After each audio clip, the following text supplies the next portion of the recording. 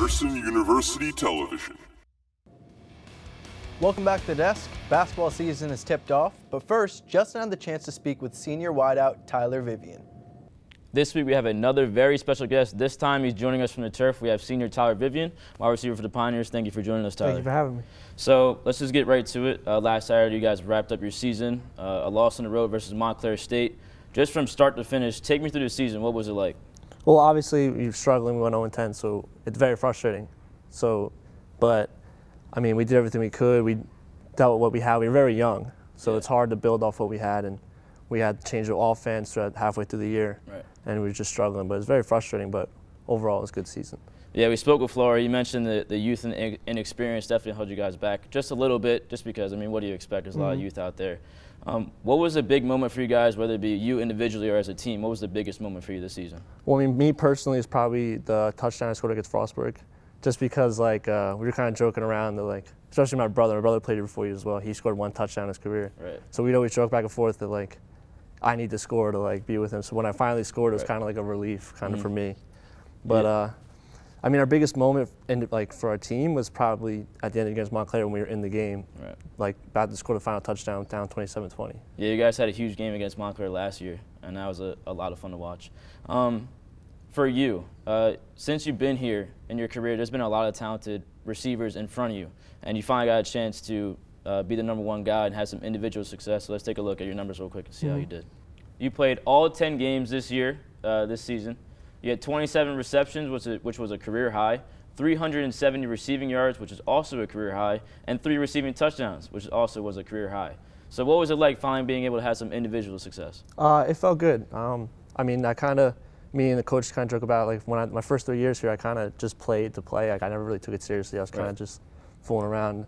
And I had guys ahead of me like Dimitrovski and Malcolm Robinson, who are very talented receivers. Yeah. So I was actually lucky enough to play with them, and they taught me a lot, and I was able to compete with them every single day. Right. So this year was finally my time, and, like, it felt really good, and I kind of opened my eyes, like, wow, like, I need to take this seriously and, like, take advantage of this. Right. And that's how I came to the season, like, determined to actually make something for myself.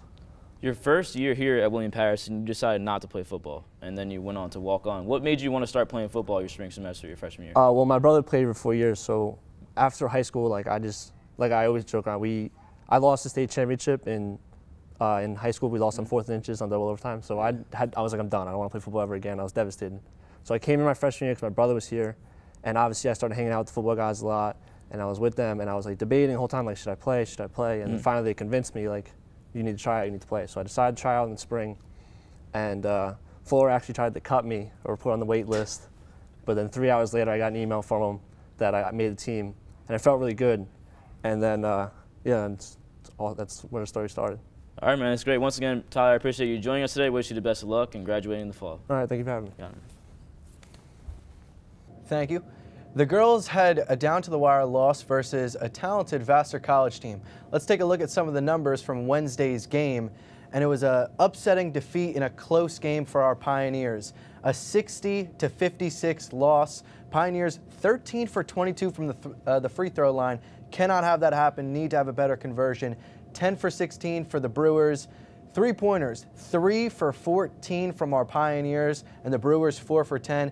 And look at the turnovers, 21 turnovers for the Pioneers, only 14 for the Brewers. Some key stats in favor of the Brewers. Now, those stats clearly show why it was only a 4-point game, but the Pioneers play a cleaner game. They can obviously win by a big margin. Justin, we'll start with you. What do the Pioneers need to improve on going forward? They really, really need to limit their turnovers. I think that's a big indicator as to why. You turn the ball over 7 more times than the opposition, you're going to put yourself in a dangerous position. But I think the biggest thing for me is that how poorly this team played, and they were still in this ball game the whole time. It was down to the wire. I think the biggest lead the Brewers got to was about 8 points. But the Pioneers continued to fight back, And I think there's going to be some growing pains, and I believe that Monahan and the women will grow through it. But only 5 girls returning from last year, so you got pretty much a whole new team. A lot of learning to do, and they lack that identity, especially on offense. They're really gritty on defense. They bring a lot of energy, and they like to pick up full court, which is nice to see. But with a new team, they have to rediscover that offensive identity because I didn't see much of it last night. Chris Douglas? Absolutely. There's things that you need to worry about with the free throws and the turnovers, but you can work those out. This is just game 1. You're going to need to use that press that they used in the second half. They went to a 3-2 zone press where they were trapping beyond half court, and it allowed them to come back. They were down 7 or 8 points there in the fourth quarter and were able to storm back and make this a game. You're going to hit your free throws eventually later on. It's something you can practice very easily. And same thing with taking care of the ball. Going forward, you need to work on your defense and consistency throughout the game and be able to finish a win like this because they had an easy chance to win this game. You two were actually on the call, Brave New Radio, on a radio station, and one thing you guys did emphasize, the free throws. Pioneers countless times 1 for 2 at the free throw line. Every time they went to the line, it was 1 for 2. I was like, man, I really hope they hit the second one. They hit the first one every time, and they missed the second one every time. That's definitely a change that has to happen. During the second half of the Rec Center's doubleheader, the men got a very convincing win against Brooklyn College. As we look at the numbers from the game the other day, it was a great victory for the men's team, a 20-point victory for our Pioneers, pulling it out 67-47. We take a look at the numbers from the game. An impressive game from our Pioneers. Free throws, 18 for 26 for our Pioneers, only letting the Bulldogs get to the line 13 times. Rebounds, 53 rebounds for our Pioneers. That's one of the biggest stats we could put up there. And 36 rebounds for the Bulldogs. 3-point shooting percentage, not as good as you'd expect for a 20-point win. 15.8% from the Pioneers, 17.9% from the Bulldogs. Filip, we'll start with you. Win for the Pioneers wasn't the clearest win, but 20 points, you got to be happy. What can they improve on going forward and win by 30 next time or something? Well, their offense was a little shaky. Obviously, their three-point percentage was low, but they made up what they lacked in offense. They definitely made up for in defense. I mean, their 2-3 zone was impeccable. They forced the Bulldogs into taking very bad shots, and they would close out on rebounds. And also on offense, when they would miss their shots, they would fight hard for the rebounds. So their efforts were really sold them. Jesse?